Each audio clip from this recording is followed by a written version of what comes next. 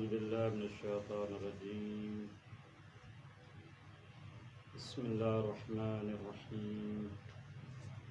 الحمد لله رب العالمين.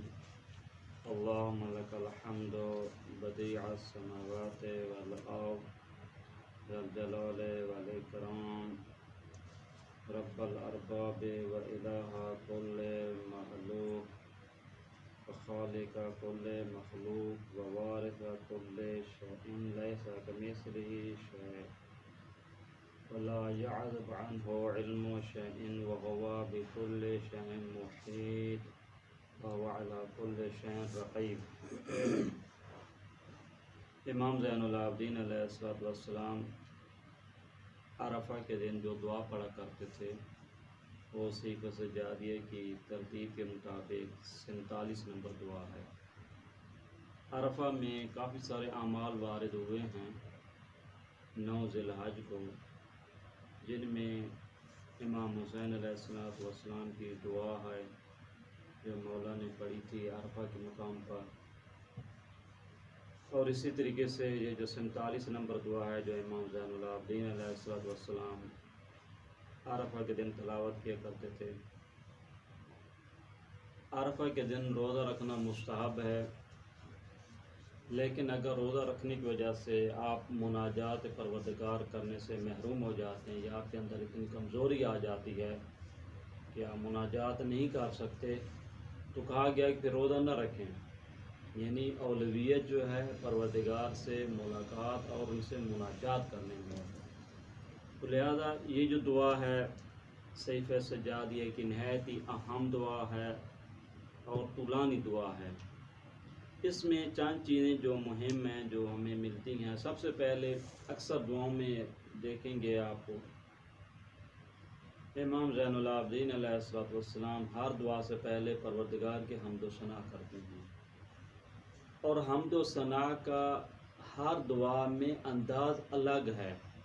اگر انسان جو ہے سیف سجادیہ کا اول سے لے کے آخر تک مطالعہ کرے تو یہ چیز بڑے آسانی سے انسان سمجھ سکتا ہے کہ ہر دعا میں جو خدا بند کریم کی تمجید ہے، حمد و ثنا ہے، اس میں الگ الگ پہلو پائے جاتے ہیں. ایک جیسی حمد و ثنا نہیں ہے، ہر دعا میں خاص انداز ہے. اور طولانی ترین جو ہے حمد و ثنا اس میں ہمیں ملتی ہے، اوروں میں بھی ہے، لیکن 47 نمبر دعا میں سب سے زیادہ جو پروردگار کی حمد و ثنا اس میں یہ ہے. پروردگار کی حمد و ثنا جب کی جاتی ہے تو اس میں توحید کو مد نظر رکھا جائے. توحید یعنی اس انداز میں جس طریقے سے مطلوب ہے، شائستہ ہے.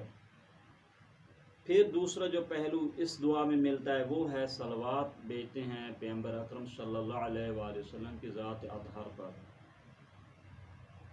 اور صلوات کا بھی خاص انداز ہے. تیسرا مرحلہ جس دعا میں ہمیں ملتا ہے وہ صلوات بھیجتے ہیں اہل بیت عصمت طہارت علیہم صلوات اللہ پر، وہ بھی.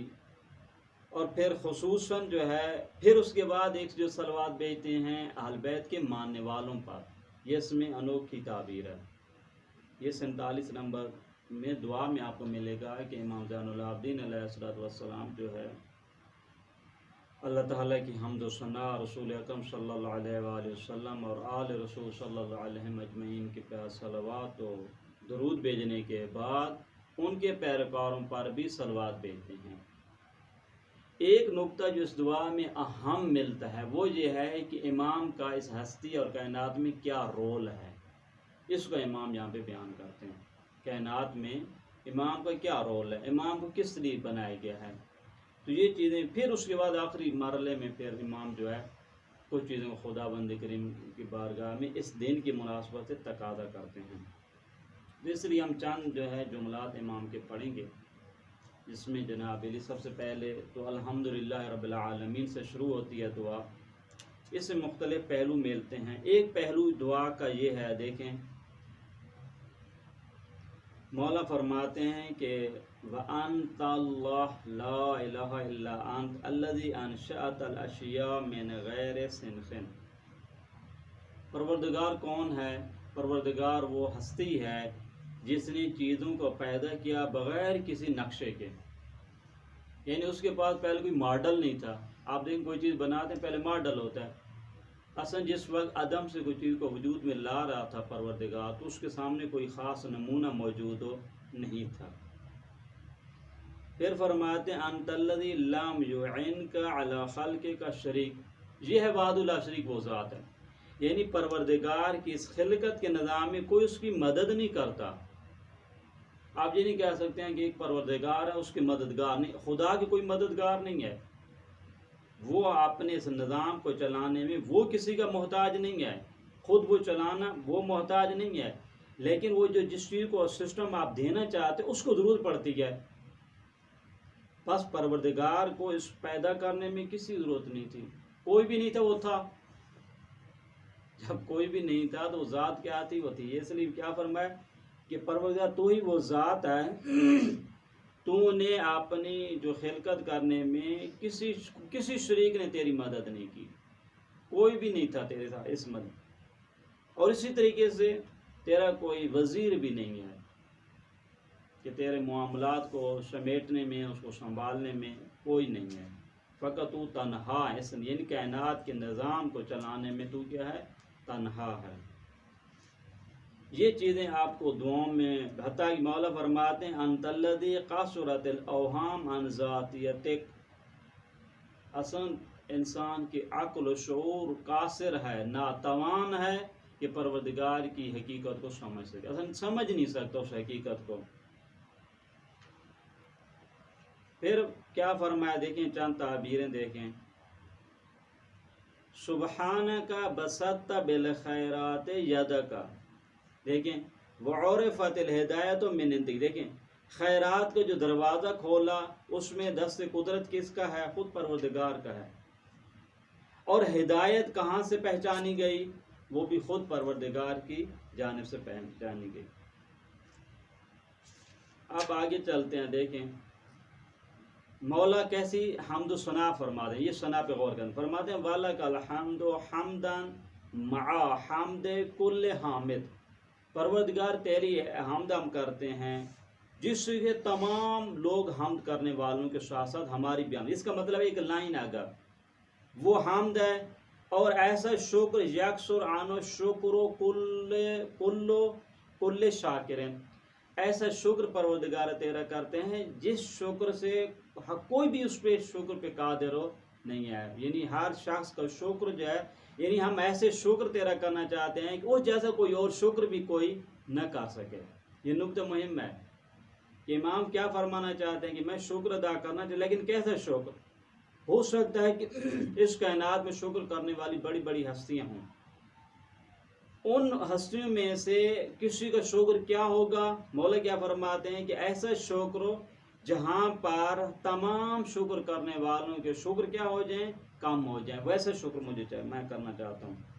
حمدا لا ينبغي الا لك، ایسی ہم جو فقط تو ہی اس کا سزاوار، ایسی ہم کرنا۔ بعض کو انسان ہم کسی کی چیز کی کرنا چاہتا ہے، خدا کے نظام کو دیکھتا ہے، کئی حدیثوں میں ملتا ہے، تو وہ اس کے حمد و ثنا کا انداز کیسے ہوتا ہے، وہی ہوتا ہے جو خود وہ سمجھتا ہے۔ امام کیا فرماتے ہیں، میں حمد و ثنا ایسے نہیں کرنا چاہتا ہوں جو میں سمجھتا ہوں، بلکہ حمدن لا ينبغي الا لك، ایسی ہم جو فقط اور فقط تیری ذات کے ساتھ کیا ہے، مخصوص ہے، تو اس کے کیا ہے، سزاوار ہے۔ حمدن یستدام بہ الاول، ایسی ہم یعنی جس کا ابتدا شروع ہو گئی ہے اور اینڈ تک چلتی رہے گی مسلسل، یعنی حمد پورا کیا جناب علی، حمدن یتضاعف علی قرور الازمنہ، دنوں کے گزرنے کے ساتھ ساتھ حمد میں بھی کیا ہو جائے گا، خود بخود ایٹومیٹک اضافہ ہوتا جائے۔ حمد ابھی کر رہے ہیں، لیکن کب تک حمد ہوگی، جب تک یہ نظام چلے گا، دنوں کے گزرنے کے ساتھ، یہ حمد کا انداز ہے۔ حمدن یعجز عن احصاء الحفظہ، حفظہ کون ہے، جو ہمارے پورے پروگرام کو ریکارڈ کرتے ہیں، اللہ تعالیٰ کی ذات کے جو فرشتے ہیں۔ امام کیا فرماتے ہیں، امام فرماتے ہیں ایسی حمد جس حمد کو لکھنے کے لیے تیرے یہ جو محافظ ہیں، جو نگہبان ہیں، وہ بھی کیا ہو جائیں، عاجز ہو جائیں، یعنی اتنی حمد ہو، یعنی کوئی اس کو لکھنے کے لیے کئی دفعہ ہوتا ہے نا، آپ کئی دفعہ دیکھتے ہیں کہ جب دوڑ لگاتے ہیں، پہلے تھوڑی سی دوڑ لگائی، کسی کو پکڑنا چاہتے ہیں بچے کو، آگے وہ تھوڑا سا تو آپ بھی بھاگیں گے، ایک مرحلہ ایسا آئے گا آپ چھوڑ دیتے ہیں، ابھی جانے دیں، اب ہمارے پاس کی بات نہیں ہے۔ مولا کیا فرماتے ہیں؟ مولا فرماتے ہیں اب فرشتوں نے لکھنا شروع کیا ہے کہ ہم پروردگار کی حمد گا رہے ہیں۔ مولا فرماتے ہیں ایسی حمد میں چاہتا ہوں تیری کروں، ایسی حمد جس حمد کو تیرے جو یہ نگہبان ہیں وہ بھی اس کو گننے سے کیا ہو جائیں؟ عاجز ہو جائیں۔ قرآن کی تعبیر کیا تھی؟ قرآن کی تعبیر تھی کہ اگر تم اللہ تعالی کی نعمتوں کو شمار کرنا چاہو وہ نہیں گن سکتے ہو۔ یہاں پہ مولا کیا فرماتے ہیں؟ اب مولا چونکہ اسی قرآنی لب و لہجہ ہے، خداوند کریم نے کیا فرمایا کہ آپ ہماری نعمتوں کو گن نہیں سکتے۔ امام کیا فرماتے ہیں؟ پس اس کا مطلب ہے اس نعمتوں کو چونکہ ہم گن نہیں سکتے، اب ہماری بھی یہ دعا ہے کہ پروردگار ایسی حمد ہم بھی چاہتے ہیں کہ تیری ہو کہ تیرے فرشتے بھی اس کو نہ گن سکیں۔ پھر فرشتے کتنا گنتے ہیں غور کیجئے، فرشتے جو ہے نا حتیٰ کہ آپ کی افکار کو بھی پڑھ لیتے ہیں، سوچ کو بھی پڑھتے ہیں، اتنی خدا ان میں طاقت دی ہے، لیکن امام کیا تھا تقاضا کریں کہ اس کا مطلب ہے ایسی حمد ہے جس حمد کو لکھنے سے فرشتے بھی عاجز آ جائیں، یہ والی حمد میں چاہتا ہوں۔ وَيَزِيدُ عَلَى مَا أَحْصَتْهُ فِي كِتَابِكَ کا خوب ٹھیک ہے، اگر فرشتوں نے لکھ بھی دیا تو ایسی حمد ہو کہ خود بخود اس میں پھر اضافہ ہوتا جا رہا ہے، بڑھتا جائے، پیکج نہیں ہوتا، کئی دفعہ پیکج بڑھتا جاتا ہے، اگر آپ نے یہ کیا ڈبل ہو، ڈبل سے پھر جناب اس طرح کیا فرمایا اولاً تو ایسے گرنے سے عاجز آ جائیں، جب لکھنا چاہیں تو حمد میں خود بخود کیا ہو جائے؟ اضافہ ہی اضافہ ہوتا جائے۔ یہ ساری چیزیں جو ہیں حمد و ثنا کے بارے میں کافی اس میں آپ کو اور چیزیں بھی ملیں گی۔ اب اگلا مرحلہ جو ہے دوسرا مرحلہ، یہ پہلے ہے، یہ حمد اسی میں ختم نہیں ہوتے، ہم فقط چند پوائنٹ بیان کیے ہیں، صحیح ہے، یہ پوری دعا عرفہ میں اگر دیکھیں ہم مفصل ہے۔ دوسرا مرحلہ جو دعا کو شروع ہوتا ہے رب صلی علی محمد و آل محمد، یہ جو صلوات ہم پڑھتے ہیں نا نمازوں میں، اللہم صلی علی محمد و آل محمد رب صلی علی محمد و آل محمد، اس کا منبع بھی صحیفہ سجادیہ ہے، یعنی یہ جو انداز ہے پڑھنے کا صلوات کا یہ صحیفہ سجادیہ سے ملتا ہے۔ ہم نے بیان کیا تھا کہ صحیفہ سجادیہ کو بیان کرنے والے مولا امام زین العابدین علیہ السلام، لکھنے والے امام باقر علیہ السلام، اور اس کے آئینی شاہد کون تھے؟ امام صادق علیہ السلام۔ تو یہ تین ہستیوں سے جو ہے نا مجموعہ ہم تک پہنچا ہے۔ اب کیا صلوات فرماتے ہیں؟ رب صلی علی محمد و آل المنتجب المصطفیٰ المکرم المقرب افضل صلوات کا، پروردگارہ سب سے افضل صلوات بھیجیے۔ بھی افضل کا معیار کیا ہے آپ بتا سکتے ہیں؟ امام زین العابدین یہ معاملے کس پہ چھوڑ دیا ہے؟ خدا پہ چھوڑ دیا ہے۔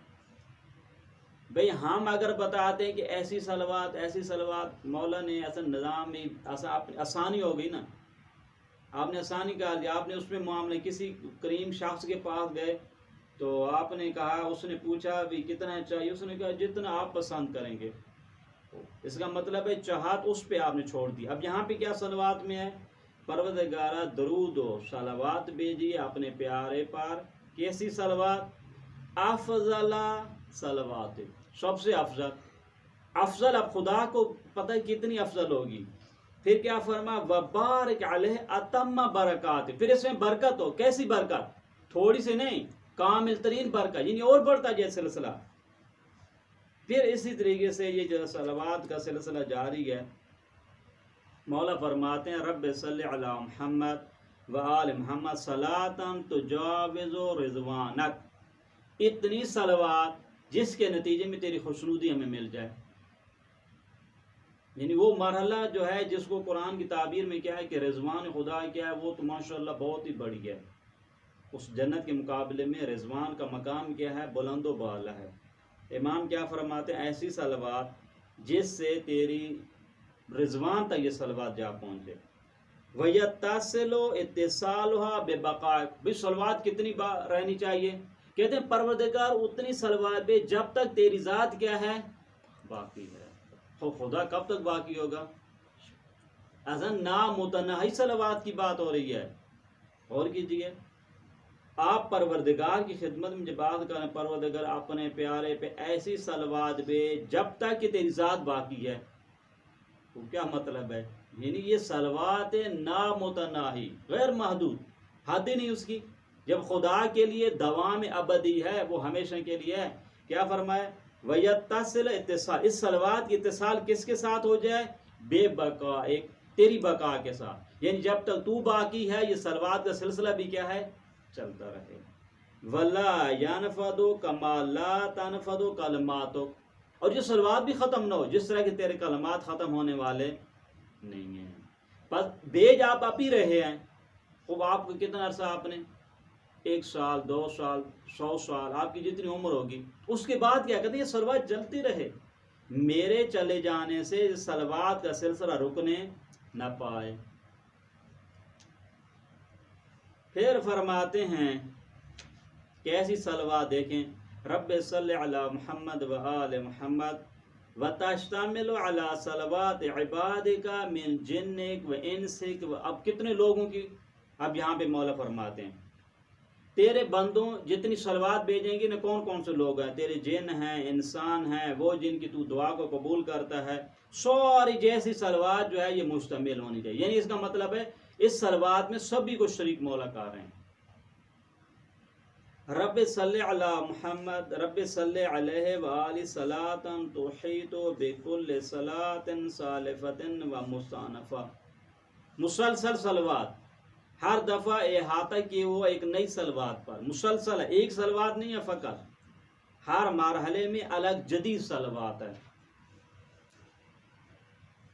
اب پھر دیکھیں بڑی پیاری تعبیر ہے. کہتے ہیں یہ صلوات بڑھتی جائے علی قرور الایام زیادتاً فی تضاعیف لا یعدها غیر. اب ایک اور مرحلہ امام نے شروع کر دیا، غور کیجیے. پہلے بات کی کہ ایسی صلوات کہ تیرے جو فرشتے ہیں وہ لکھنے سے عاجز آ جائیں. اب دوسرا مرحلہ پروردگار ایسی صلوات میں اضافہ کر دے کہ جس کو ڈبل کرنے میں تیرے علاوہ کوئی بھی ڈبل نہ کر سکے. معیار کس پہ چھوڑتے جا رہے ہیں؟ خدا پہ. دیکھیں پروردگارہ تو اس صلوات میں اضافہ کر، دنوں کے گزرنے جتنے دن گزرتے جائیں گے کتنا اضافہ؟ فی تضاعیف لا یعدها غیر، اتنا اضافہ کہ تیرے علاوہ جس کو کسی تیرے علاوہ کوئی اس کو گن بھی نہ سکتا ہو. اب فرشتوں کی بات نہیں ہے بھائی، فرشتے تو پیچھے رہ گیا، اب خدا تک نظام آ گیا. یعنی اتنی صلوات بھیج اس دنوں کے گزرنے کے ساتھ ساتھ صلوات میں اضافہ ہوتا جائے، ڈبل ہو جائے. اب کتنے دن بھائی؟ دنوں کو تاروز قیامت کی بات ہو رہی ہے. خوب اتنا اضافہ کر دے پروردگار اس صلوات میں دنوں کے گزرنے سے اس اضافے کو تیرے علاوہ کوئی بھی گن نہ سکے. اگر فرشتوں نے گن لیا تو یہ والا ہم اضافہ نہیں چاہتے ہیں. یعنی ایک ایسے میرٹ پہ مولا گفتگو کر رہے ہیں جس میرٹ پہ خدا کے علاوہ کوئی بھی نہیں ہے.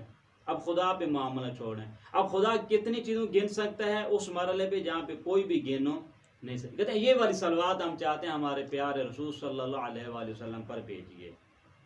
اب دوسرا مرحلہ ہے صلوات کا اہل بیت پر. رب صلی علی اطائب اہل بیت الذین اختارتہم لامرک وجعلتہم خزنۃ علم. دیکھیں اہل بیت کے بارے میں جو امام کی تعبیرات ہیں.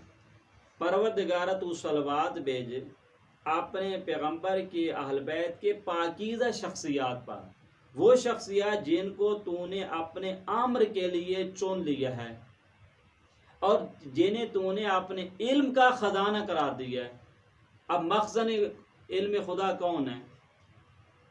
اگر آپ چاہتے ہیں کہ علم الہی کا خزانہ ہو، خزانے کو ڈھونڈنا چاہیں تو خزانہ کون ہے؟ کہتے ہیں خود اہل بیت علیہ السلام. جب اہل بیت علیہ السلام مخزن ہیں، خزانہ ہے پروردگار کے علم کا، تو کیا یہ اہل بیت علیہ السلام علم غیب پھر نہیں رکھتے ہیں؟ آپ مجھے بتائیں اس علم الہی جس کے خزانہ اہل بیت ہوں. غور کیجیے گا امام زین العابدین علیہ تعبیر پہ غور کیجیے. امام کیا فرماتے ہیں کہ تو نے ان اہل بیت کو قرار دیا ہے اپنے علم کا خزانہ. اس علم کے خزانے میں غیب نام کی کوئی چیز بھی ہے جو نہیں ہے؟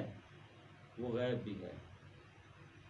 वहफ़ज़त दीनिक, तूने अहल बैत को अपने दीन का मुहाफ़िज़ बनाया।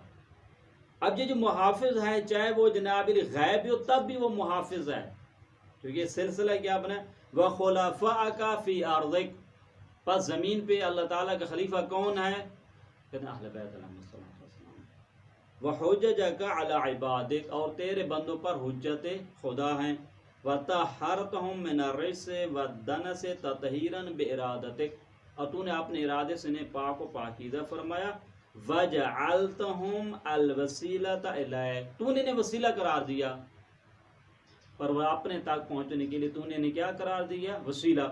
इसका मतलब है कि आप खुदा से डायरेक्ट मांगे, उसके देने में मुश्किल नहीं है, लेकिन खुदा ने निज़ाम कैसे बनाया है, कहते हैं अगर हम तक आना चाहते हैं तो ये असबाब हैं। वो कौन है, अहल बैत अलैहिस्सलातु वस्सलाम है। वल मसलक इला जन्नत है, इस पे गौर कीजिए। फरमाते हैं अहल बैत अलैहिस्सलाम को तूने तरीक बनाया, रास्ता बना दिया है, किस की जानिब, जन्नत की जानिब। अगर कोई चाहता है कि जन्नत तक पहुंच जाए तो उसको एक ही रास्ता, रोड एक ही जाता है, बस खुदा तक पहुंचने के लिए, खुदा के जो तजल्ली है, जन्नत तक पहुंचने के लिए रोड एक ही जाता है। वो कौन है, कौन सा रोड है, वो अहल बैत इस्मत होता है। यानी इस मसीर से, इस तरीक से, इस सिरात से आप जाके जन्नत तक पहुंच सकते हैं, और कोई है ही नहीं भाई इसके मुकाबले में नहीं। इमाम ने क्या फरमाया कि परवरदिगार तू ही ने इन अहल बैत को क्या करार दिया है, वह मसलक इला जन्नत, यानी इन ये वो रास्ता है जो आपको जन्नत तक ले जाएगा। फिर इसी तरीके से ताबीरा, रब्बि सल्लि अलैहि व अलैहिम सलातन ला अमद फी अव्वलिहा वला गायत लिअमदिहा वला निहायत लिआखिरिहा, वो ऐसी सलवात पे जिसकी इब्तिदाई न हो, जिसका एंड ही न होने वाला, ये वाली सलवात इमाम फरमाते हैं। रब्बि सल्लि अलैहिम ज़ीनत अर्शिका व मादूनह व मिला समावातिका व मा फौक़हुन्ना व अदद अरज़ीका व मा तहतहुन्ना व मा बैनहुन्ना। गौर कीजिए, अब सलवात का वज़न किया जाना चाहिए, उस सलवात के नेक अमाल में से परवरदिगार ऐसी सलवात जिसका वज़न भारी हो जाए अर्श पर भी, और अर्श के अलावा कितने लोगों पर, वो जो ज़मीन व आसमान को जिन चीज़ों ने पोर कर रखा है, जितनी तेरी ज़मीनें हैं उसके अंदर जो है, उसके जो महतात है, इनको इससे वज़नी हो जाए, इससे इतना वज़न पे इन पे आप गौर कीजिए। यानी एक सलवात को एक साइड पर रखें, दूसरी साइड पे कुल जहान को रखा जाए। इस जैसी मैं सलवात चाहता हूँ कि प्यारे रसूल और आले रसूल पे परवरदिगार तू भेज, इतनी संगीन हो जाए। ऐसी सलवात तो क़र्रिबुहुम मिनका ज़ुल्फ़ा, जिससे हम तेरा कुर्बा हासिल कर सकें। अब यहाँ पे ये जुमला, अब ये अहल बैत का मर, अब तीसरा मरहला कौन सा, खुद इस अहल बैत के जो फ़र्द है, जो हुज्जत खुदा है, जो इमाम है, इसका इस कायनात में क्या रोल है। अब ये सलवात की ताबीर, अल्लाहुम्मा इन्नका अय्यदता दीनका फ़ी कुल्लि अवानिन बिइमामिन अक़ामतु अला मन लिबाद, परवरदिगार तूने अपने दीन की तायीद किस तरीके से की है, हर ज़माने में अपने इमाम के ज़रिए से की है। एक हुज्जत है जिसके ज़रिए से तू अपने दीन की क्या करता रहा है, तायीद करता रहा है। और ये वो शख्सियत कौन है, तूने उसको जनाबी लोगों के दरमियान अलम बनाया, और अपने इस ज़मीन पर इस पर ही मनार बनाया। अब यहाँ पे देखें, मनार किसे कहते हैं, बुलंद जगह को क्या कहते हैं, ये जो मनारा बोला जाता है जिसमें, तो वो बुलंद वाला जगह होती है, सही है, मीनार जो कहा जाता है उस बुलंद चोटी को। तो इन्हें को आपने अपनी ये जो कायनात में इनको बुलंद बाला आपने बनाया, बाद अन वसलता हबलहु बिहबलिक। अब ये गौर करना, एक हबल है, हबल किसे कहते हैं, रस्सी को। परवरदिगार एक रस्सी का सिरा किस जानिब है, परवरदिगार की जानिब है, और एक जनाब अली अहल बैत अलैहिस्सलाम का। अगर हम चाहते हैं, देखें, बाद अन वसलता, तूने अपनी हाबल को, इस इमाम की हाबल को किसके साथ तूने टच कर दिया, अपनी हाबल के साथ। यानी इसका मतलब है ये वास्ता है ज़मीन व आसमान के दरमियान। ये जो ताबीर है दुआनुदवा बैन सबबुल मुत्तसिल बैनल अर्ज़ वस्समा, ये वही है یہ ایسی حبل ہے جو متصل ہے، امام خود حبل ہے، امام کیا ایک ریسمان ہے، ایک رسی کی مانند ہے جس کا ارتباط کس سے ہے؟ پروردگار کے ساتھ ہے۔ وَجَعَلْتَهُ الذَّرِيعَةَ إِلَىٰ رِضْوَانِكَ، اور پروردگار تو ہی نے اسے وسیلہ بنایا ہے اپنی خوشنودی کو حاصل کرنے کے لیے۔ اگر کوئی چاہتے ہیں کہ پروردگار کی خوشنودی کو حاصل کرنا چاہے تو کہاں پہ جائے؟ پھر ایک ہی طریقہ ہے، ایک ہی ذریعہ، وہ کون سا ہے؟ امام ہے۔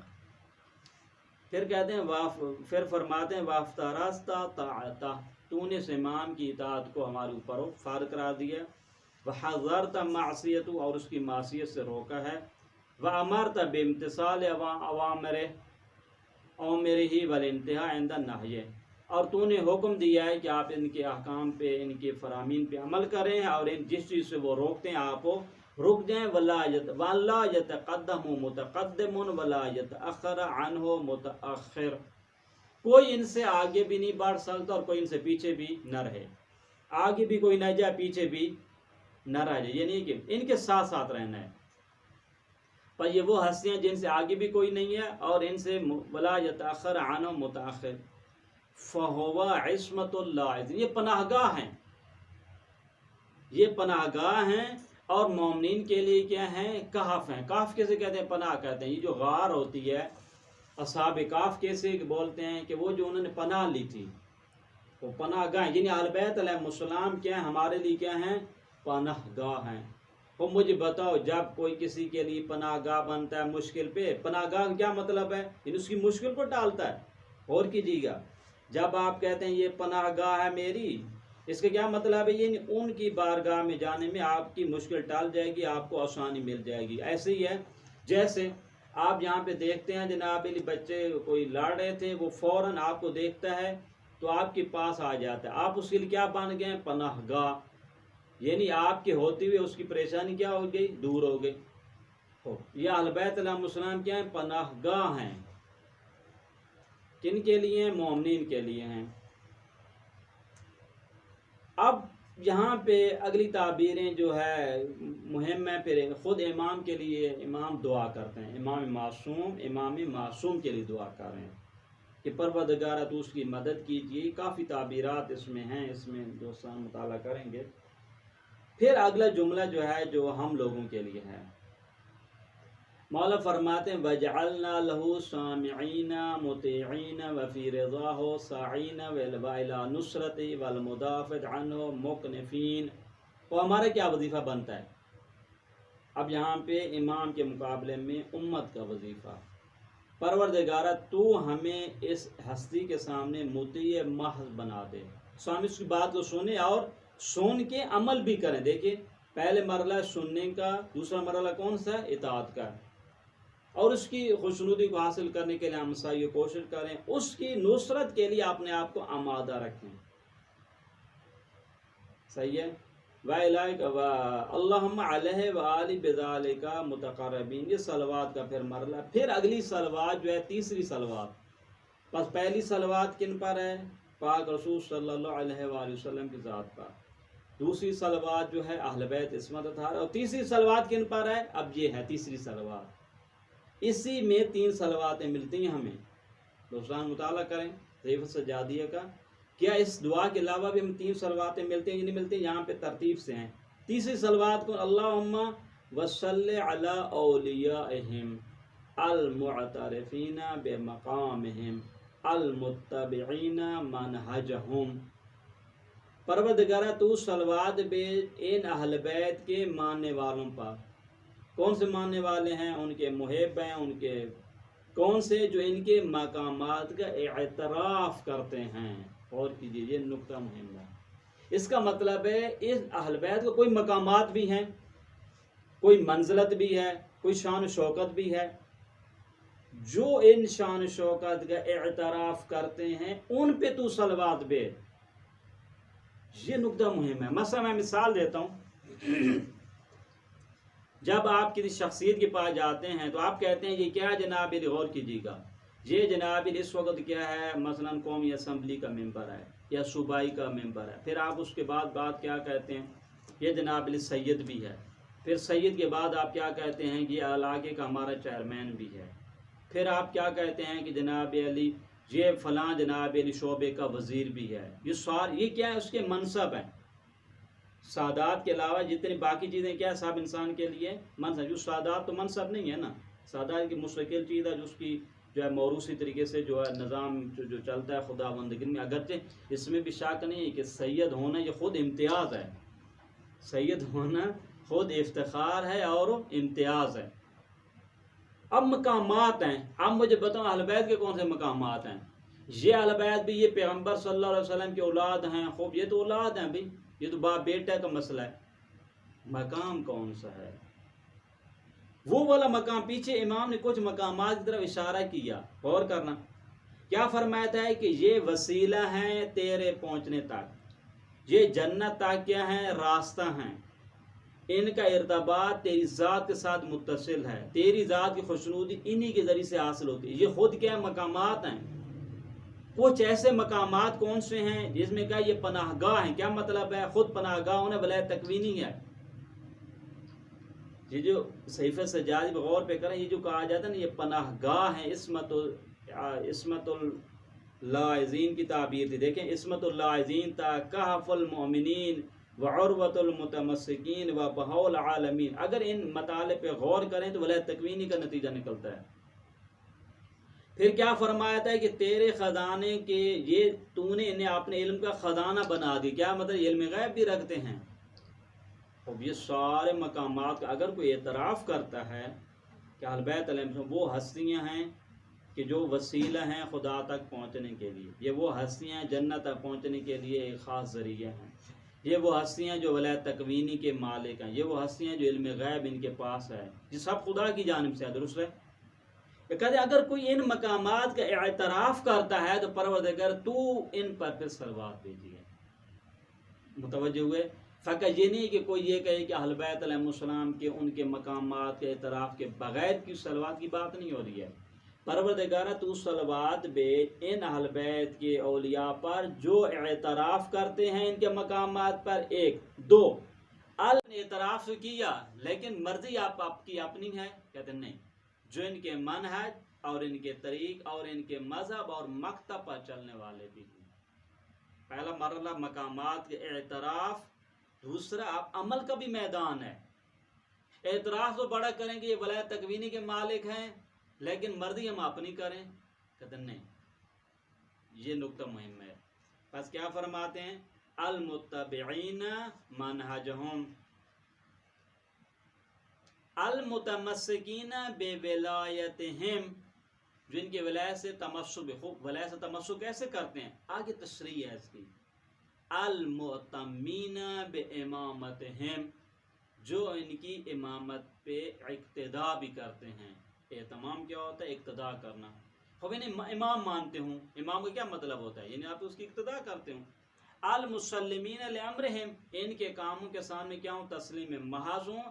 المجتہدین فی طاعتہم، اور ان ہستیوں کی اطاعت کرنے میں سعی و کوشش کرتے ہوں۔ المنتظرین ایامہم، یہ لوگ جو ہے اہل بیت کے دنوں کا انتظار بھی کرتے ہیں، یہ میں انتظار ہے، یعنی وہ دن کب آئے گا جب حجت خدا کے سائے میں ہم زندگی گزاریں گے۔ المادین علیہم اعینہم، ان کی آنکھوں کدھر کھلی ہوئی ہیں؟ اہل بیت کی جانب، یعنی ان کی تمام تر توجہ کن کی جانب ہے؟ اہل بیت علیہ السلام کی جانب ہے۔ ان پہ کیسی صلوات بھیج؟ الصلوات المبارکات الزاکیات النامیات الغادیات الرائحات، اتنی صلوات اب ان لوگوں پہ بھیج رہے ہیں۔ کون بھیج رہا ہے؟ غور کیجئے، امام اپنے ماننے والوں پہ صلوات بھیج رہے ہیں۔ یہ کتنا بڑا مقام ہے کہ امام وسلم علیہم وعلی ارواحہم، ان شیعوں پہ صلوات کے بعد سلام بھی ہو۔ اب امام معصوم کس کو سلام بھیج رہے ہیں؟ اپنی شیعوں کو۔ یہ واحد ہے، پہلے میں سلم علیہم نہیں تھا، غور کیجیے گا، یا پیغمبر اکرم صلی اللہ علیہ وآلہ وسلم پہ صلوات بھیجی جا رہی تھی، یا اہل بیت فقط صلوات ہے۔ دوسرا مرحلہ کیا ہے؟ وسلم علیہم وعلی ارواحہم، پروردگارہ تو سلام بھیج ان مومنین پر اور ان کی ارواح پر، یہ بہت بڑا مقام ہے کہ ایک امام معصوم جو ہے اپنے ماننے والوں پہ صلوات اور سلام بھیجے۔ پھر یہاں پہ فرماتے ہیں کہ یہ صلوات کا سلسلہ چلتا رہا، پھر فرماتے علامہ ھذا یوم عرفہ۔ اب بات چلیے کہ آج کے دن کون سا ہے؟ عرفہ کا دن ہے۔ دیکھیں پورا مرحلہ چلتا رہا، خداوند کی حمد و ثنا، پھر صلوات، 3 قسم کے صلوات اپنے پیارے پر، رسول اکرم صلی اللہ علیہ وسلم، اہل بیت عصمت طہارت اور ان کے مکتب کے پیروکاروں پر۔ اب کہا کہ پروردگار یہ وہ دن ہے جس کو تو نے شرافت بخشی، جس کو کرامت بخشی، جس کو آپ نے عظمت دی، اس میں تو نے اپنی رحمتوں کو پھیلا دیا اور اس میں تو اپنا لطف کرتا ہے، بخشش اور مغفرت کو اپنے عطیہ اور اپنی عطا اور بخشش دیتا ہے۔ اللہم وانا عبدک الذی انعمت علی قبل خلقک اللہ، پروردگار میں تیرا بندہ ہوں۔ دیکھیں یہ سارے مقامات رکھتے ہیں اہل بیت علیہ السلام، کتنے مقامات تھے، تو نے انہیں وسیلہ بنایا، تو نے اپنے علم کا خزانہ بنایا، تو جناب علی سب کچھ تیری ذات کی جانب سے ہے، ان کی حبل جو ہے متصل ہے، سب کچھ ہونے کے بعد پھر کیا جملہ فرماتے ہیں وَأَنَا عَبْدُكَ۔ یہ مرحلے جو ہے یہ خود مقام ہے، غور کیجیے گا، سارے مقاموں کا جو مرکز ہے وہ کون سا مقام ہے؟ یہ مقام ہے۔ آپ اس مقام کو سمجھیں کہ امام کیا فرماتے ہیں، پروردگار میں تیرے کیا ہوں؟ بندہ ہوں۔ اگر یہ بڑے مقام کا کوئی اعتراف کرتے تو اس مقام کو اگر عبد کو صحیح سمجھا جائے تو سارے دین نیچے والے مقام میں سمجھنے میں آسانی ہو جائے گی۔ پروردگارہ میں تیرا بندہ ہوں۔ کیسا بندہ؟ تو نے اس بندے پر انعام کیا قبل خلقک اللہ و بعد خلقک ایاہ، قبل اس کے کہ تو مجھے وجود پیدا کرتا، تو نے اس ٹائم سے مجھ پہ احسان کرنا شروع کیا، ابھی میں دنیا میں نہیں آیا۔ یہ کیا مطلب ہے؟ دنیا میں نہیں تو کیسے خدا نے ہم پہ انعام کیا؟ بھئی دنیا میں آنے سے پہلے خدا نے سارا ماحول فراہم کیا، خود والدین آپ کی نعمت ہیں کہ نہیں ہیں؟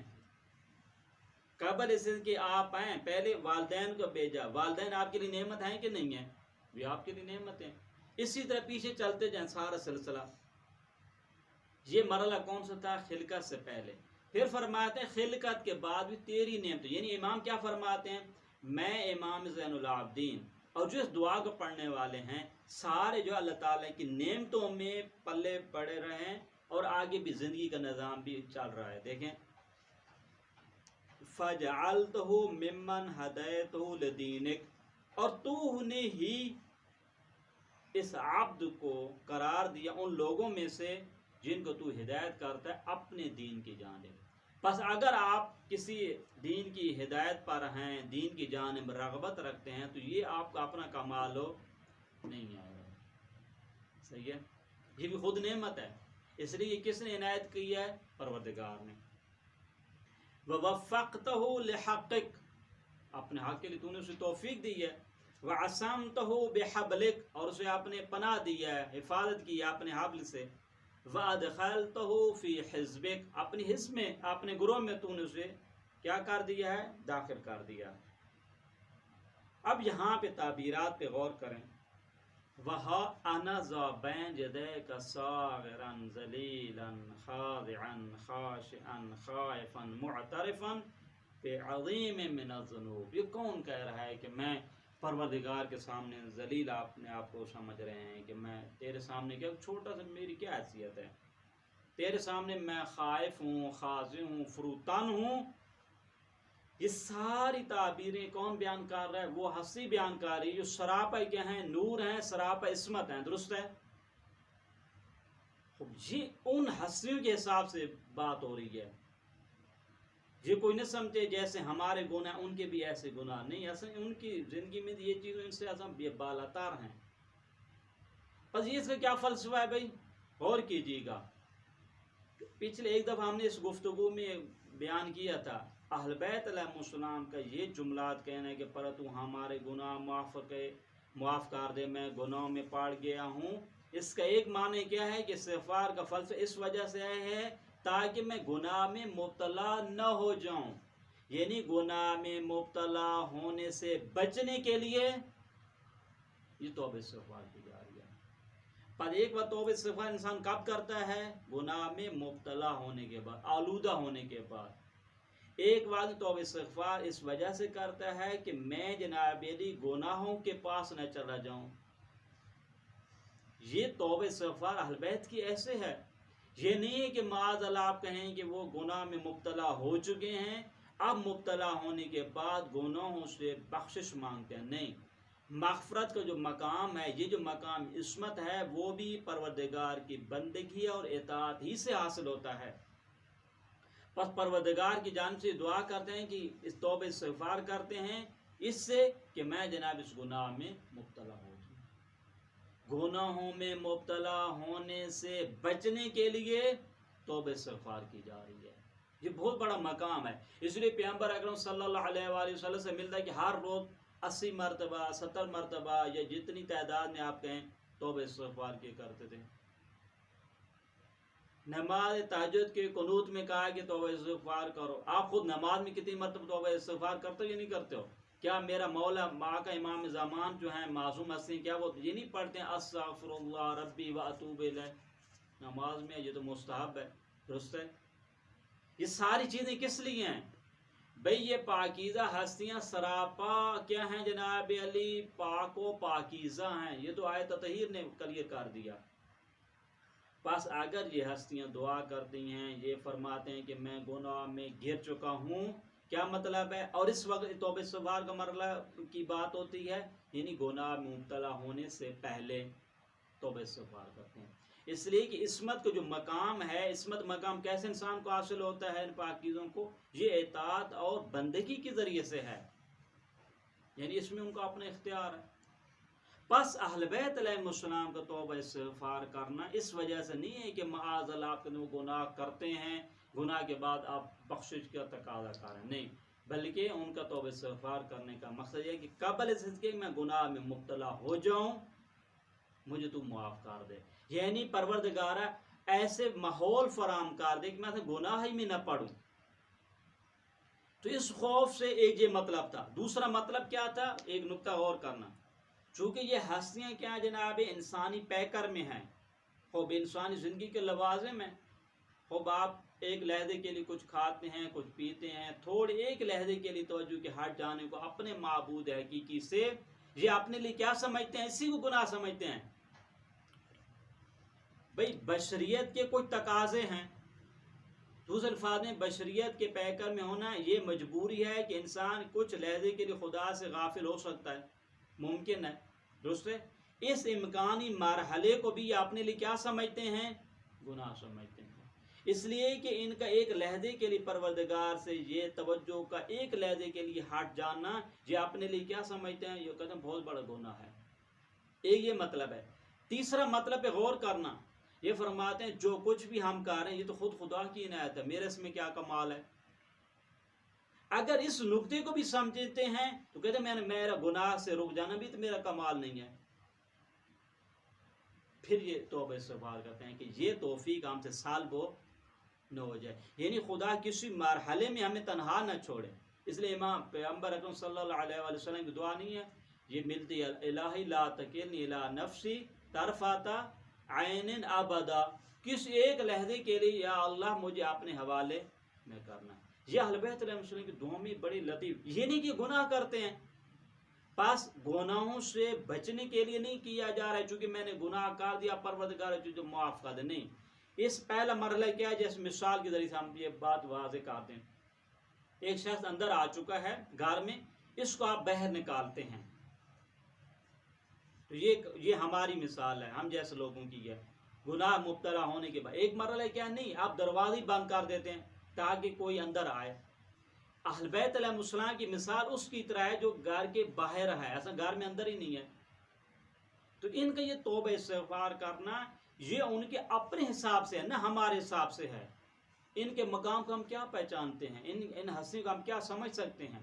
ان کا خدا سے کتنا انس ہے، ان کی دعاؤں کے انداز میں کتنا گڑ گڑانا ہے، رات کی تاریکی میں کتنے سجدے کرنا ہے، کتنی عبادت کرنا ہے، ان کا دعا کرنے کا جو انداز ہے، مناجات کرنے کا انداز وہ ہے جو وہ خود سمجھ سکتے ہیں اور ان کا خدا سمجھ سکتے ہیں۔ ہم اصلا اس چیز کو سمجھ نہیں سکتے ہیں۔ یعنی ہم اس وادی میں نہیں ہیں، اس وادی میں نہیں ہے کہ ہم اس راز و نیاز کو سمجھ سکیں کہ عبد اور اس کے مولا کے درمیان کیا گفتگو ہو رہی ہے۔ اسی طریقے سے پھر آگے بھی مطالب کافی سارے ہیں اس میں کہ امام زین العابدین علیہ السلام نے خدا کی بارگاہ میں عرض کی ہے، ہم بھی دعا گو ہیں کہ پروردگار امام زین العابدین علیہ السلام نے اس دعا عرفے میں جو دعائیں کی ہیں وہ ہمارے حق میں مستجاب فرما، اور اہل بیت علیہ السلام کو معارف کو سمجھنے اور اس پہ عمل کرنے اور آئندہ نسلوں تک منتقل کرنے کی توفیق عطا فرما۔ صلی اللہ علی محمد و آل طیبین الطاہرین۔